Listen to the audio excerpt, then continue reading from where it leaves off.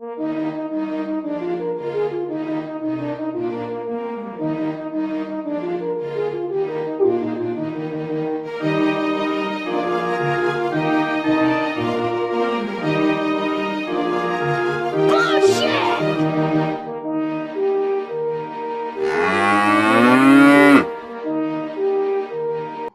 Governor Mike Huckabee, like the POTUS. When did this word become a thing? Anyway, Mikey and Donnie, never mind. They both have very entertaining Twitter accounts, a veritable El Dorado of material for any comedian or satirist. Well, it seems Mikey and Donnie have both aimed their sights at the 19th century. With the president's recent attacks on the cloture rule, now Huckabee tweets, the 17th Amendment, founders had it right. Senators chosen by state legislatures will work their states and respect 10th Amendment. Mid means amendment, if anybody was wondering. The 10th Amendment states that the powers not delegated to the United States by the Constitution, nor prohibited by it to the individual states, are reserved to the states respectively or to the people.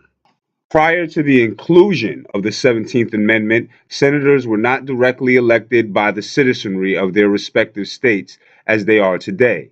Instead, for the first 125 years, the framers of the Constitution gave state legislatures the power to participate in federal lawmaking by choosing senators to represent their interests in Washington.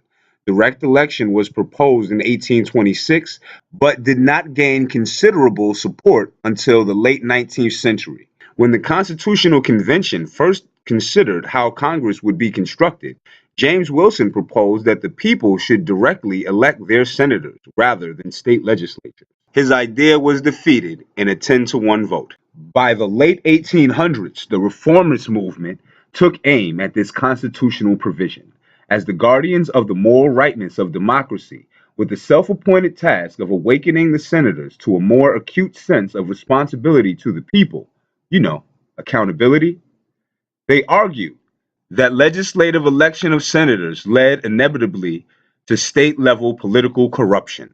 And as any political influencer knows, the best way to change the law to suit your own interests, you make some adjustments to history. And this tale painted a picture of vast political conspiracy in which state elections were regularly bought and sold by political party machines to elect senators who would serve the interests of the elites above those of the people. With the settlement of the West and continuing absorption of hundreds of thousands of immigrants expanded the sense of the people. More people meant more votes, meant more power.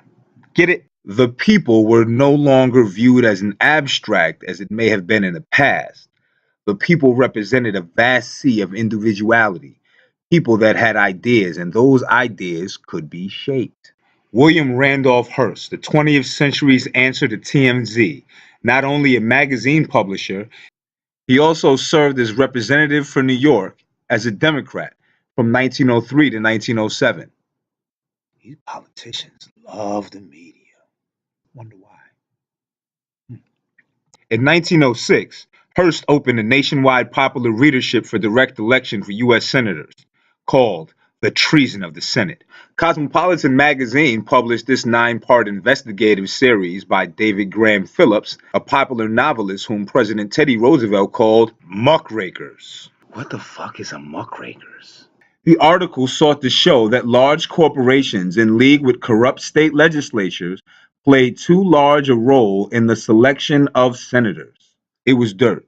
It was Jerry Springer circa 1995 dirt. Picture it with me. The real senators of your state. Yes. It was Love and Hip Hop level dirt. And guess what? America ate it up. Within 2 months, the stories had doubled Cosmopolitan circulation. Let me restate this in case you missed it. Graham and the other yellow journalists were novelists. They wrote fictional stories based on the current events of the time, some of which were embellished, romanticized to get you paying attention, or your grandparents. Philip described Nelson Aldrich, senator from Rhode Island, as a principal traitor amongst the scurvy lot in control of the Senate by theft, perjury, and bribes, corrupting the state legislatures to gain election to the Senate. Was Nelson such a bad guy? He was a family man, Just ask his son-in-law, John D. Rockefeller. I mean, corruption around the Federal Reserve Bank? For what? It's just money, right? Now, as you would imagine, each time this direct election bill reached the Senate, it died.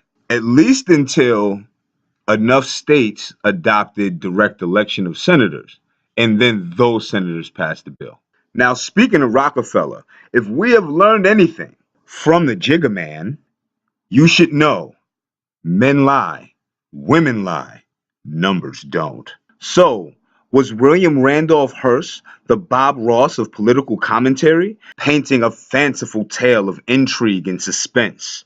Did the article even really shed light on this nefarious conspiracy to control American finances? Well, obviously not, because the Rockefeller family are billionaires today. And how could we ignore the contributions of Grandpa Nelson? Eh, they all got rich. And only three senatorial elections were actually investigated for corruption between 1857 and 1900. They were all for bribery, and two of which were senators from Kansas. Just thought I'd say that. Not to mention that over more than a century of legislative elections, only 10 total elections were contested for impropriety of any sort. Let's name a few. The New York gubernatorial election of 1792, John Jay received more votes than George Clinton. Not that George Clinton. But on the technicalities, the votes of three counties were disqualified and not canvassed, giving George Clinton a slight majority in the official result. The Bleeding Kansas election of 1855, an election to decide whether Kansas should be a free state or a slave state, involving massive immigration to sway the vote and resulted in post-election violence, including a severe beating of a U.S. senator by a congressman. World Star! The United States presidential election of 1876. Oh yeah, if you watch the other videos, you'd know about it. But as far as the Huckabeehive is concerned, it wasn't so bad.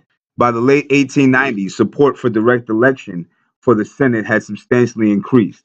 Omaha, Oregon, and Nebraska were among the first to pass laws based on the selection of U.S. senators on a popular vote.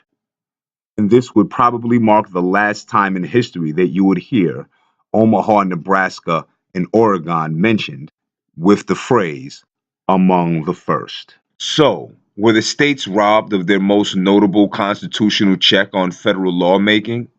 Have the states been reduced to hiring lobbyists to influence federal policy? Well, in 2009, state and local governments spent more than $83 million on such efforts. The Huckabeehive believe that the 17th Amendment savages the balance of power inherent in constitutional structure. The Constitution creates a system of checks and balances not only at the federal level, but between federal, state, and local governments. The system is fundamentally based on balancing self-interest. The reputation of corrupt and arbitrary state legislatures continued to decline as the Senate joined the House of Representatives implementing popular reforms. Supreme Court Justice J. Bybee has argued that the amendment led to complete ignominy, public shaming, for state legislatures. Maybe Amber Rose should get involved with this. Supporters of the 17th Amendment argue that the separation of state legislatures and the Senate has a beneficial effect on the states, as it has allowed state legislative campaigns to focus on local rather than national issues. States are interested in exclusively maintaining as much power over health, safety, and welfare policy as possible. They naturally desire to prevent federal intrusion into these areas and would work to shield their citizens from federal overreach. However, the 17th Amendment deprives them of the ability to do so.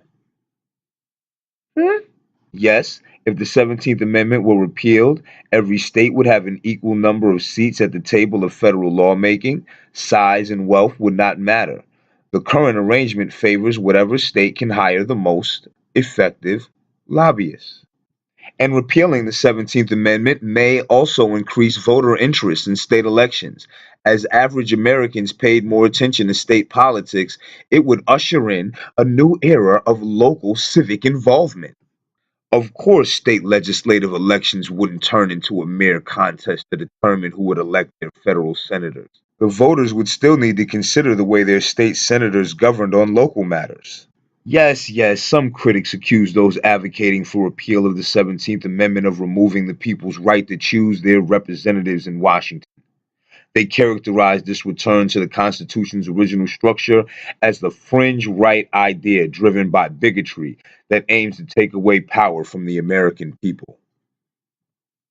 Or just rich people who want to go back to bribing the senators like the good old days.